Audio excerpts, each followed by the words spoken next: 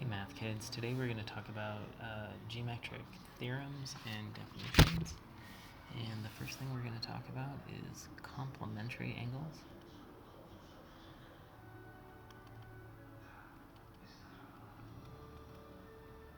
And so complementary angles are two angles that add up to 90 degrees. And so if this is a 90-degree angle, then this angle and this angle, because they add to 90 degrees, is a complementary angle. Now, a similar concept, supplementary angles, are just two angles that add up to 180. So if we have 180 degrees right there, and we split that into two angles, then this angle and this angle would be considered supplementary. Okay, we have another concept called vertical angles. And anytime we make an X, we get two sets of vertical angles. So we have those two angles, and they are congruent. And then we also have this set that's also congruent. So the two blue ones are congruent to each other, and the two green ones are congruent. Those are called vertical angles. Okay, we also have adjacent angles. So adjacent angles don't have to add up to anything specific.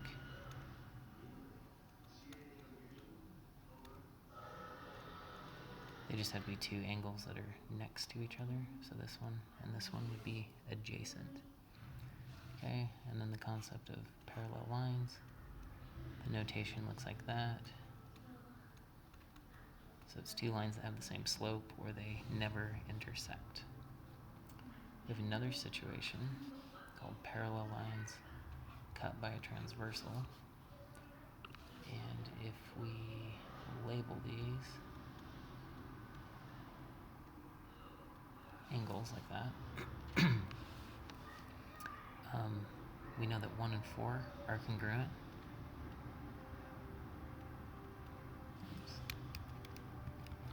Alright, let me write that different. Okay, so we got 8 right here. So angle 1 is congruent to angle 4 because of vertical angles. 5 and 8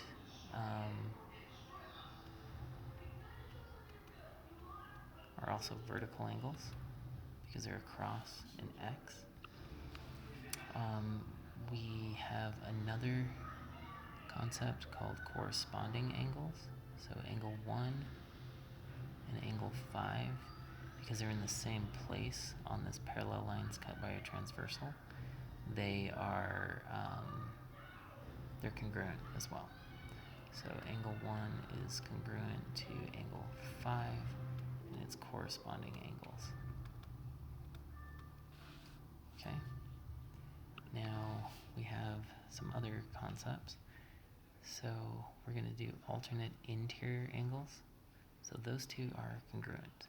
So angle 3 is congruent to angle 6, and it's alternate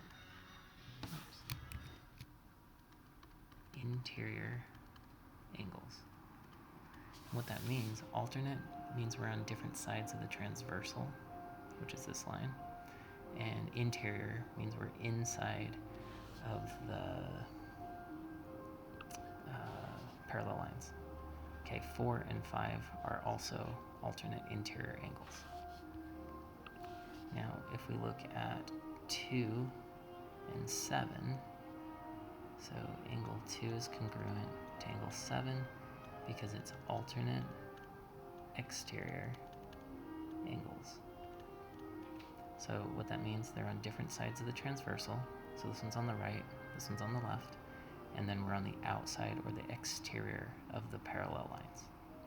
Okay, by the same logic, 8 and 1 are congruent because they're alternate exterior angles as well.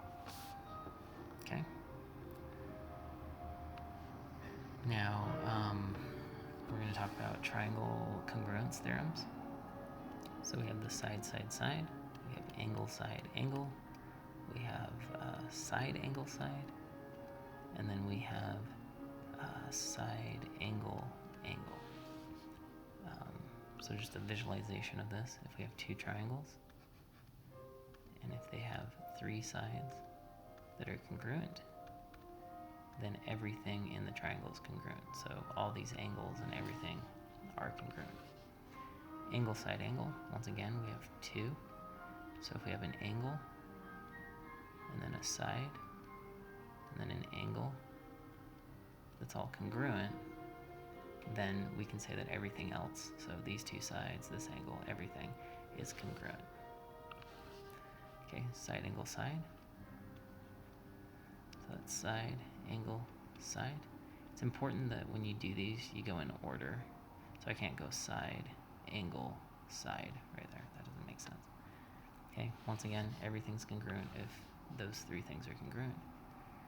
Okay, and then we have side, angle, angle. So side, angle, angle, side, angle, angle. Okay.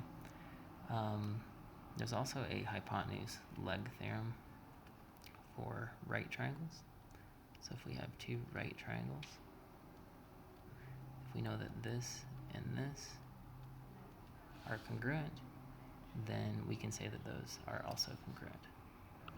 All right, we are going to do a proof, and it will just take a minute for me to draw this out. So we have a triangle.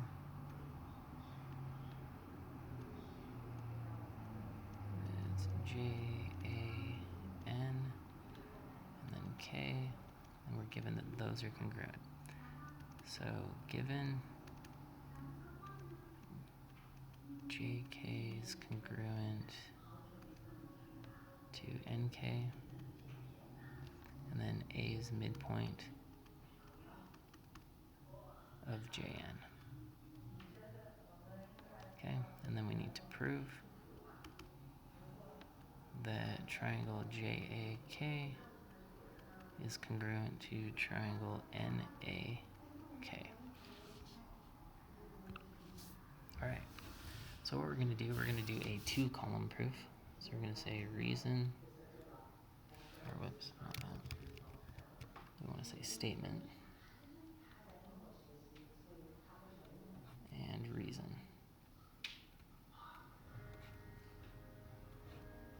Okay, so first we want to write down our given information in the table. So we just say JK is congruent to NK, because that was given, the reason is given, and then A midpoint of JN. Okay, both those pieces were given to us, and then we want to make sure that it's marked. So we got that part marked, so NK, JK, those are congruent, and then this is the midpoint.